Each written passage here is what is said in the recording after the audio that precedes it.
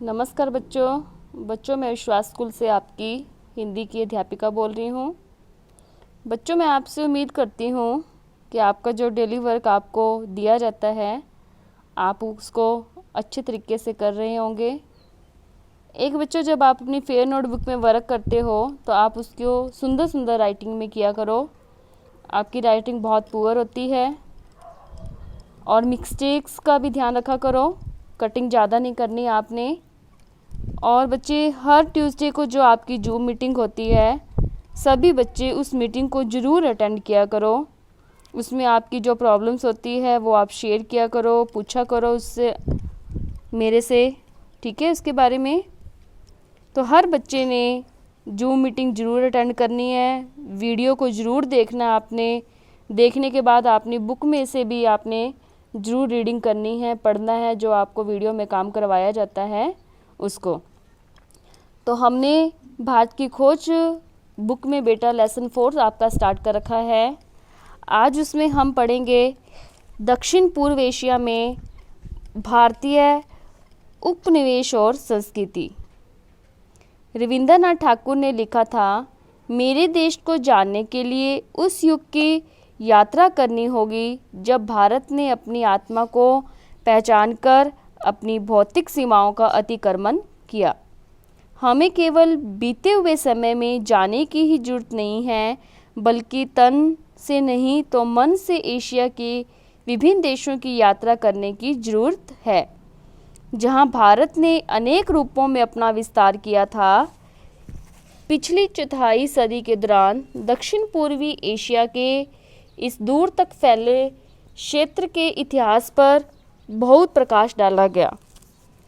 इसे कभी कभी बृहत्तर भारत कहा गया है, लेकिन अब भी बहुत सी कड़ियाँ नहीं मिलती। बहुत से अंतर्विरोध भी हैं, किंतु सामान्य रूप से सामग्री की कोई कमी नहीं है। भारतीय पुस्तकों के हवाले मिलते हैं, अरब यात्रियों के लिखे हुए वृत्तांत हैं और इन सब से अधिक महत्वपूर्ण है चीन से प्राप्त ऐतिहासिक विवरण की जानकारी, ऐतिहासिक जानकारी। इसके अलावा बहुत से पुराने शिलालेख और ताम्रपत्र हैं। जावा और बाली में भारतीय स्रोतों पर आधारित समृद्ध साहित्य है, जिसमें अक्सर भारतीय महाकाव्यों और पुरा कथाओं का भावानुवाद किया गया है। यूनानी और लातानी स्रोतों से भी कुछ सूचनाएं मिली हैं, लेकिन इन सब से बढ़कर प्राचीन इमारतों के विशाल खंडर हैं, विशेषकर अंगकोर और बोरोबुदूर में। ईसा की पहली शताब्दी से लगभग 900 ईस्वी तक उपनिवेशीकरण की 4 प्रमुख लहरें दिखाई पड़ती हैं। इनके बीच बीच में पूर्व की ओर जाने वाले लोगों का सिलसिला अवश्य रहा होगा। इन साहसिक अभियानों की सबसे विशिष्ट बात यह थी कि विशेष बात यह थी कि इनका आयोजन स्पष्टतः राजा द्वारा किया जाता था। दूर दूर तक फैले इन उपनिवेशों की शुरुआत लगभग एक साथ होती थी और ये उपनिवेश युद्ध की दृष्टि से महत्वपूर्ण स्थानों पर और महत्वपूर्ण मार्गों पर कायम किए जाते थे। इन बस्तियों का नामकरण पुराने भारतीयों के नाम के आधार पर किया गया। जिस तरह इसे कंबोडिया कहते हैं, अब उस समय कंबोज कहलाया। जावा स्पष्ट रूप से यवद्वीप या जो का टापू है। यह आज भी एक अन्य विशेष का नाम है। प्राचीन पुस्तकों में आए हुए नामों का संबंध भी प्राय खनिज धातु या किसी उद्योग या खेती की पैदावार से होता है।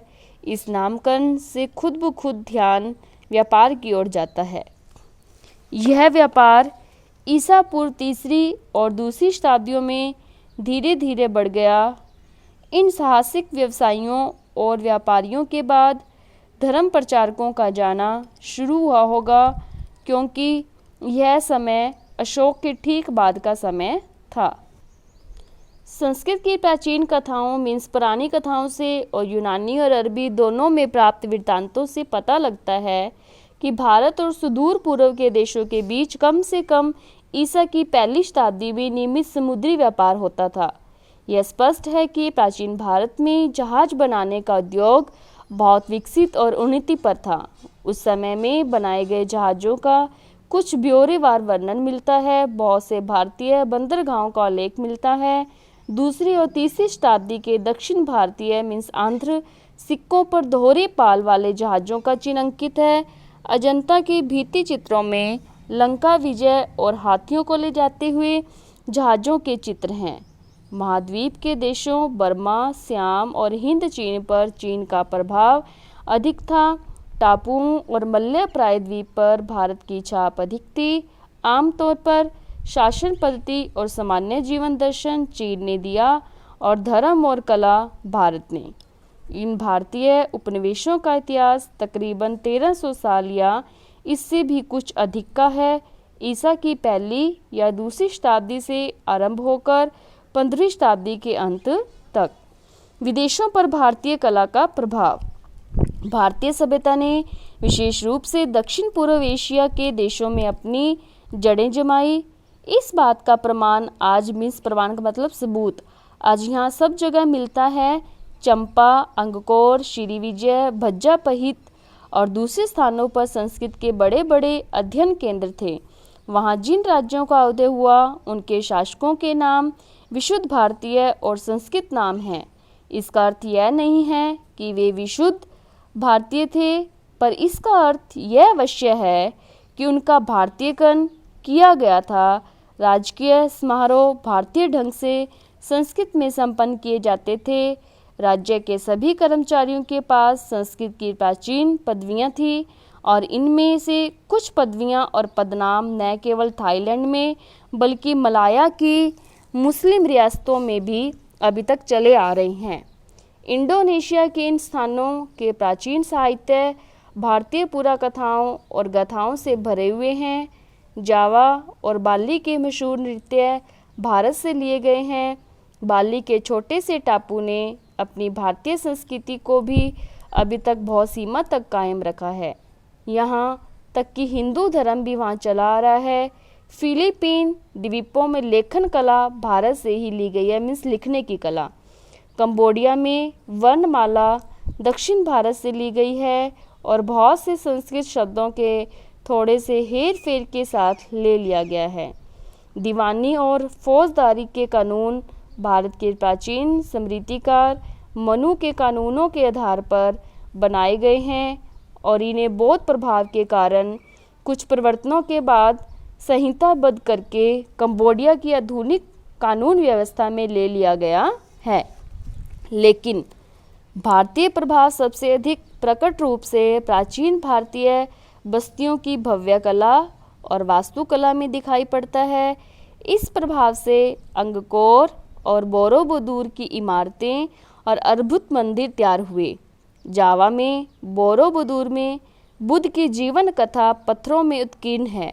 दूसरे स्थानों पर नक्काशी करके विष्णु, राम और कृष्ण की कथाएं अंकित की गई हैं।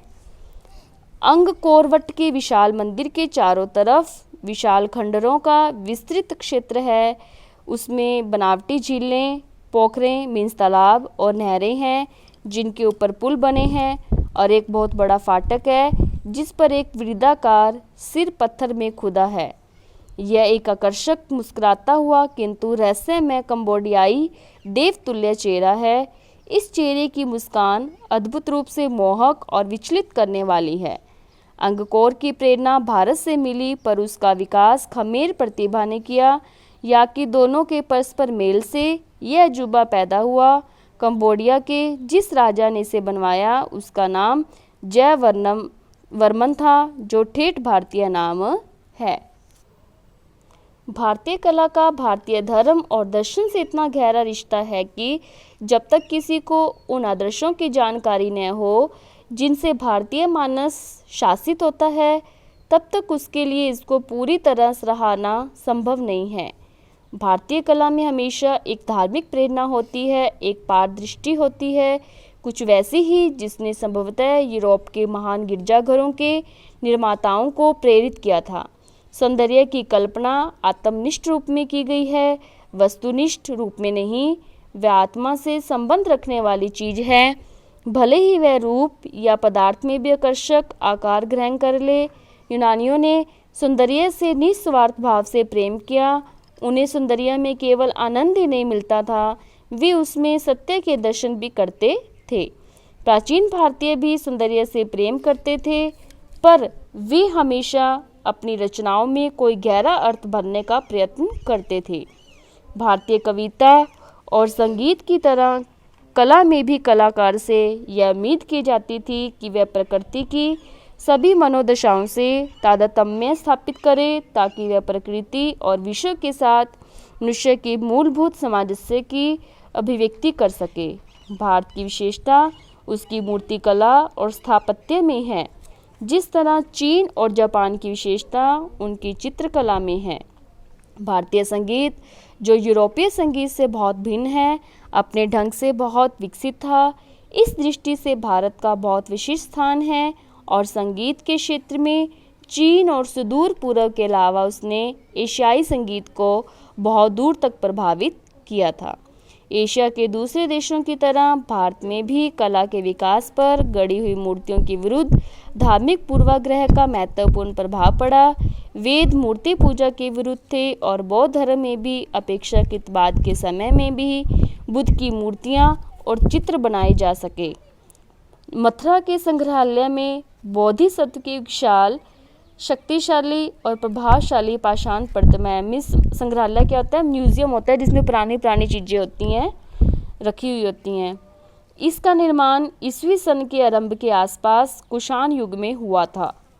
भारतीय कला अपने आरंभिक काल में प्रकृतिवाद से भरी है, जो कुछ अंशों में चीनी प्रभाव के कारण हो सकता है। भारतीय कला के इतिहास की विभिन्न अवस्थाओं पर चीनी प्रभाव दिखाई पड़ता है। 4वीं से 6वीं शताब्दी ईस्वी में गुप्त काल के दौरान, जिसे भारत का स्वर्ण युग कहा जाता है, मीन सोने का युग कहा जाता है, अजंता की गुफाएं खोदी गई और उनमें भित्ति चित्र बनाए गए।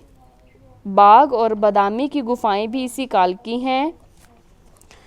अजंता हमें किसी सपन मीन सपने की तरह दूर किंतु असल में एकदम वास्तविक दुनिया में ले जाती है। इन भित्ति चित्रों को बौद्ध भिक्षु ने बनाया था। बहुत समय पहले उनके स्वामी ने कहा था, स्त्रियों से दूर रहो, उनकी तरफ देखो भी नहीं क्योंकि वे खतरनाक हैं। इसके बावजूद इन चित्रों में स्त्रियों की कमी नहीं है। सुंदर स्त्रियां, राजकुमारियां, गायिकाएं, नर्तकियां बैठी और खड़ी, श्रृंगार करती हुई या शोभा यात्रा में जाती हुई। ये चित्रकार भिक्षु संसार को और जीवन के गतिशील नाटक को कितनी अच्छी तरह जानते थे। उन्होंने ये चित्र उतने ही प्रेम से बनाए हैं जितने प्रेम से उन्होंने बोधिसत्व को उनकी शांत लोकोत्तर गरिमा में चित्रित किया है। 7वीं-8वीं शताब्दियों में ठोस चट्टान को काटकर एलोरा की विशाल गुफाएं तैयार हुई, जिनके बीच में कैलाश का विशाल मंदिर है। यह अनुमान करना कठिन है कि इंसान ने इसकी कल्पना कैसे की होगी या कल्पना करने के बाद अपनी कल्पना को रूपाकार कैसे दिया होगा। एलिफेंटा की गुफाएं बीसी समय की हैं, जहां प्रभावशाली और रहस्यमयी त्रिमूर्ति बनी है। दक्षिण भारत में महाबलीपुरम की इमारतों का निर्माण भी इसी समय हुआ था। ये देखो बच्चों, ये आपको एक पिक्चर दिखाई दे रही है, यह महाबलीपुरम की एक इमारत है। एलिफेंटा की गुफाओं में नटराज शिव की खंडित मूर्ति है, जिसमें शिव नृत्य की मुद्रा में है, यानी कि नाचने की पोजीशन में है, नृत्य कर रहे हैं वो उसमें। हैवाल का कहना है कि इस अक्षत विक्षत अवस्था में भी यह मूर्ति भीमा आकार शक्ति का मूर्त रूप है और इसकी कल्पना अत्यंत विशाल है। ब्रिटिश संग्रहालय में विशाल का सृजन और नाश करते हुए नटराज शिव की एक और मूर्ति है। एप्स्टीन ने लिखा है कि उनकी विशाल लयात्मकता काल के विराट युगों का आह्वान करती है।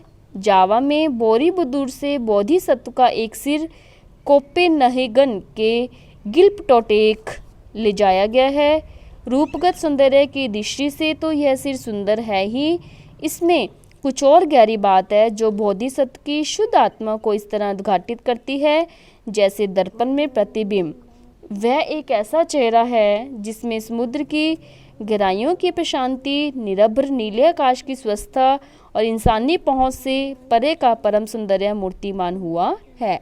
तो आज बच्चों हम पाठ 4 का यहीं तक ही पठन करेंगे। आपने वीडियो में पठन करने के बाद, देखने के बाद आपने अपनी बुक में भी इस लेसन का पठन जरूर करना है, तभी आपको समझ में आएगा बच्चे। तो आपने जितने भी इसमें से रीडिंग में से आपके क्वेश्चन आंसर बनते हैं, आपने अपने रफ नोटबुक पर उसको फाइंड आउट करना है। धन्यवाद।